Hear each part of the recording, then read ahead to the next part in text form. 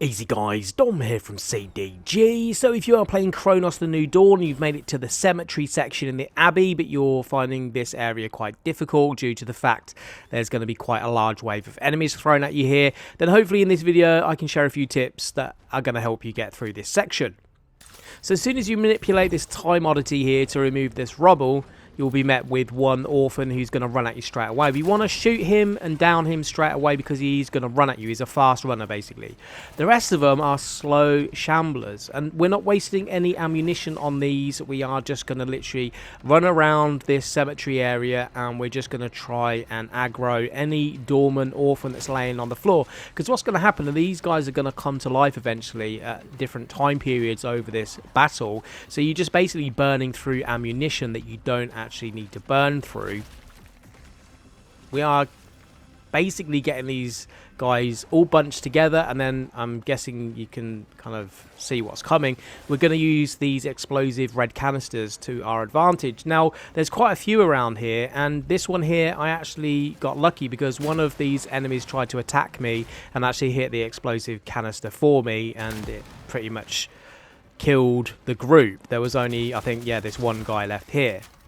Now, I personally, looking back at this video, could have done the last section of this battle better. I could have used less ammunition because there is another explosive canister at the back here that I forgot about. So basically what I'm saying here is try and utilize all of these red explosive canisters and do what I'm doing at the start of this battle, basically. Use those explosive canisters, group the enemies together if you can.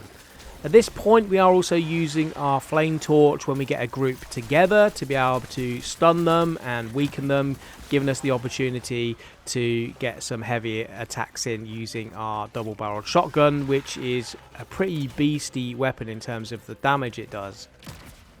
Using those pyre incendiary mines as well that are motion triggered can be really handy if you need to kind of reposition. They're good for stunning enemies and also giving you a chance to be able to get a bit of distance, especially if you need to do things like reload.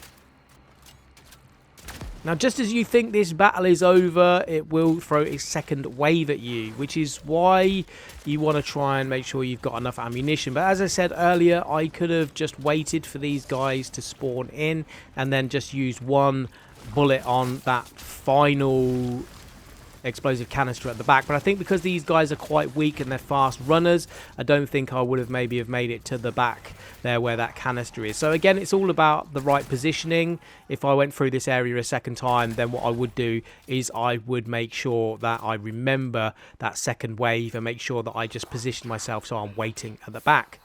But now all enemies are defeated. It is just a matter of going around and gorging yourself on all the fantastic items that you can now pick up in this area. So do go off and grab those pickups before progressing through to the next area. Hopefully you guys have taken a few tips from this video, and if you have, don't forget to like, comment and subscribe, and I'll catch you guys on another video. Thanks for watching.